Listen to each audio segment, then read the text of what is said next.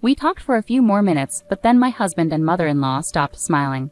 "Laura, are you okay?" my husband asked impatiently. "What? Oh, it's nothing," I replied. I knew my husband had something planned. Suddenly, my mother-in-law stood up.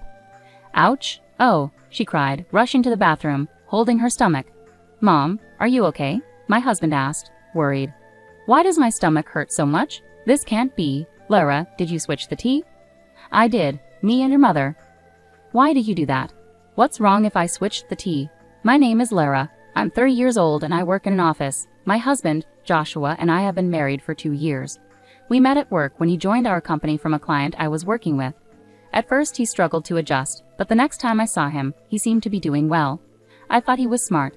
We got closer, started going on dates and having dinners together.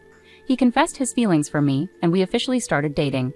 Our relationship went smoothly after that. He proposed and we got married. I felt our new life was going very well. Joshua isn't good at cooking, so I always cooked.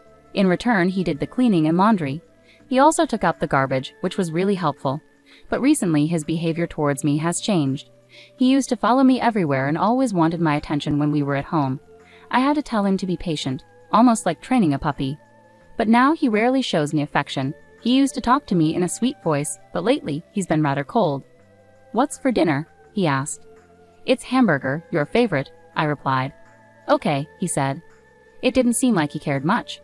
I went through the trouble of cooking something special for my husband, but his response was distant. It feels like he's lost interest in me. He used to be so loving. I hope he'll treat me kindly again someday. And it's not just my husband. There's someone else who's been bothering me, my mother-in-law. Ever since we got married, she's been critical of me. "Hey Laura, why didn't you prepare snacks?" "I'm sorry, but you came over unexpectedly. You should have expected it and had something ready." No, that wasn't possible. Until recently, my husband always supported me and stood up to my mother-in-law, but now he's started siding with her and criticizing me. "I don't think Laura is considerate at all. A wife should always be ready when my mother visits," he said, agreeing with my mother-in-law. "You never know, I might leave you if you keep this up," he threatened, talking about divorce.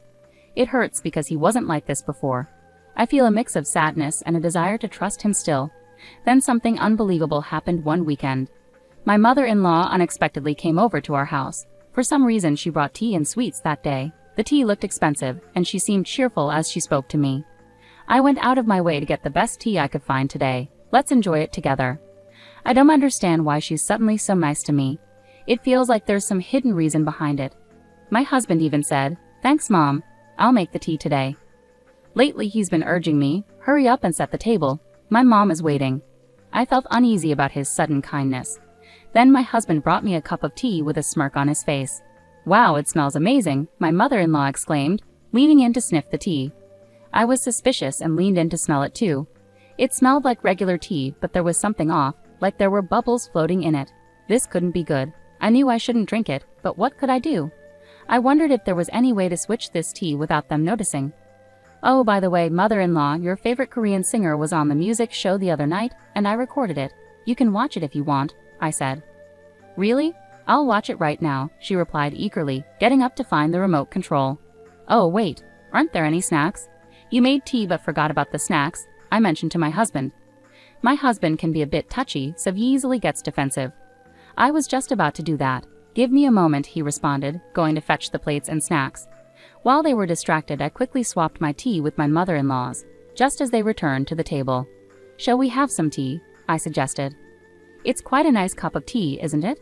My mother-in-law and husband started drinking their tea and watched me closely as I took a sip of mine. "This tastes different than usual," I remarked. Both my husband and mother-in-law had smiles on their faces. "Yes, I know, I made sure of it," my husband said. "Yeah, it's delicious," added my mother-in-law. They chuckled at my comment about how good it was. "Yes, it's very good," I said, finishing all the tea. My husband and mother-in-law still had smiles on their faces. We chatted a bit more, but their smiles eventually faded. "Laura, are you feeling okay?" "What?" I responded. "No, it's nothing," my husband said impatiently, clearly up to something. Then suddenly my mother-in-law stood up. "Ouch! Oh." She hurried into the bathroom, clutching her stomach. "Mom, what's the matter?" "Why do I have such a stomach ache? Oh no, this can't be happening." "Hey Laura, did you switch the tea?" my husband asked urgently. "I swapped mine with your mother's. I admitted. What? Why would you do that? What's wrong with swapping? Does that mean there was something wrong with the first tea you gave me? No, it's just that. Tell me the truth, or you won't be able to handle the consequences, and your mother will be in danger, I insisted. Reluctantly, he admitted, I actually put a large amount of powdered laxative in your tea. Wow, no wonder she got a stomachache. Large doses of that stuff can be really dangerous. Seriously? Call an ambulance, he said quickly. Okay. That's how my mother-in-law ended up being taken away in an ambulance. My husband was visibly upset and hurried to go with her. Meanwhile, I decided to pour the tea he tampered with into a water bottle to keep as evidence. I'm taking this to the police to file a report. While my husband and mother-in-law were at the hospital, I made the decision to pack up my things. I called my parents and asked them to help me move out. When I arrived at their house, my husband called. My mom's in bad shape. She'll be in the hospital for a few days. Can you bring her some clothes and things she needs? He asked urgently. What? No, I can't do that, I replied firmly. You have to. She's in trouble, and you're my wife. Please, he insisted. I can't do this anymore. I'm filing for divorce, I said decisively. Divorce? I exclaimed. When I mentioned the word, there was a moment of silence from my husband. I understand. If that's what you want, then fine. But since you're the one asking for divorce, you don't get any share of our property, he replied coldly. What are you saying? You're the reason for this divorce, so I deserve my fair share, I retorted. Don't be absurd. I'm not giving you anything. This divorce is your decision, not mine, he argued. I'm appalled. You're the one who tried to make me drink that tea with laxatives. How can you deny your responsibility? Besides, I have strong evidence against you, so you will face consequences, I said firmly. But before I could elaborate, he hung up on me. I realized I had a lot to do, like finding a lawyer, so I let it go for the moment. Later, my husband asked me why my belongings were missing from the house. He blamed me for the house being in disarray because I wasn't doing my chores. I received many unreasonable and selfish messages. No, you're the one who wants a divorce, right? You understand that once we're divorced, you'll have to take care of the house by yourself.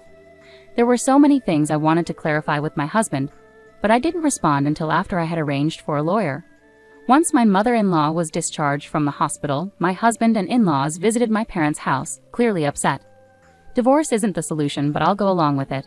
You didn't even bother to visit my mom in the hospital after what happened. You just left our house with your stuff.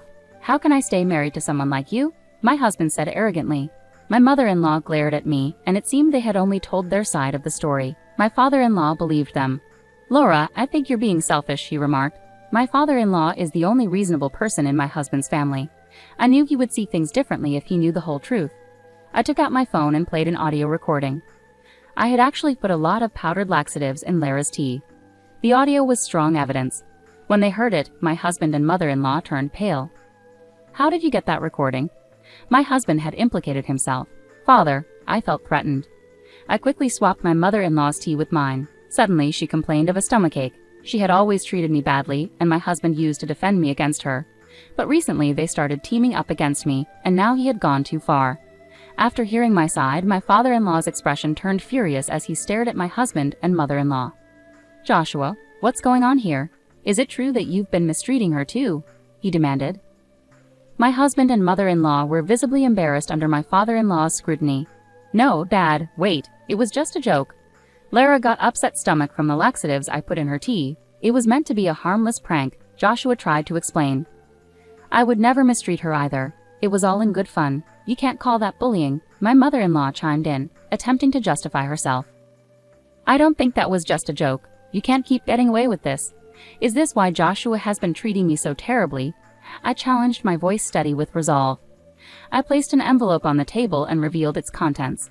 Photographic evidence of my husband's affair that I obtained from a detective agency. My husband's face drained of color. Why? Did you think I was oblivious? Your distant behavior raised suspicions, so I hired a detective agency. I never wanted to believe you were cheating. Maybe you just wanted to push me to divorce you. It was clear I had struck a nerve as my husband broke into a cold sweat. I confronted him with divorce papers, ready to end it all. No matter how clueless you are, facing divorce papers in this situation should make it clear you're in trouble, right? I'll be entitled to alimony and a fair share of our property. Plus, I'm reporting you for assault for putting laxatives in my tea, I asserted firmly. The police? Wait, don't you feel sorry for Joshua? My mother-in-law pleaded. What? Are you serious? It's not just my husband. You two, mother-in-law, are involved. He was working with you, I retorted. Wait a minute. Why should I be blamed? It was Joshua who put the laxatives, my mother-in-law protested. Mom, you came up with this plan. Don't try to pin it all on me, my husband interjected. What? You asked me to help you because you were looking for a new wife, I exclaimed, shocked by my husband's revelation. My husband and mother-in-law began arguing, each refusing to admit their wrongdoing.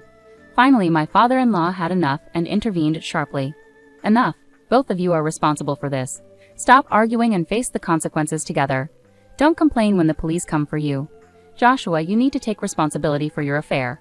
Pay Lara the alimony she deserves and give her your share of the property.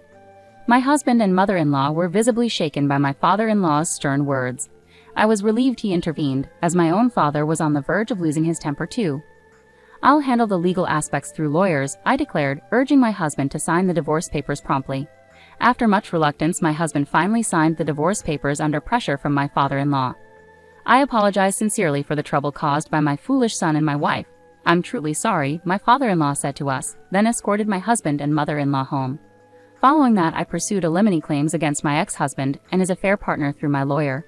I received $30,000 from each of them. Subsequently, I filed a police report against my ex-husband and ex-mother-in-law for assault. I provided the audio evidence of my husband planting laxatives and the tea from the incident, leading to their arrest. They were both fined as a result. As a result, my ex-mother-in-law found herself in a situation where she had to work and pay the fine on her own, after my ex-father-in-law left her and filed for divorce. Struggling with the fallout, she couldn't even rely on her own son due to their mutual betrayal. Currently, she's working part-time for a modest salary to meet her obligations. Meanwhile, my ex-husband faced repercussions from his affair partner, who was furious that he had misled her about their future together. She demanded alimony, and my ex-husband, unable to handle the situation, borrowed money to pay her off in a lump sum. This sudden payment caused the affair partner to disappear from his life entirely. In short, my ex-husband found himself abandoned by both me and his affair partner, burdened with significant debt. It's a situation he brought upon himself and truly deserves. On the bright side, I achieved what I wanted, securing my share of the property, which brings me relief. I'm currently living independently in an apartment and working hard. Recently, I even received a promotion at work. I'm considering taking a trip with friends or my parents to celebrate this new chapter in my life.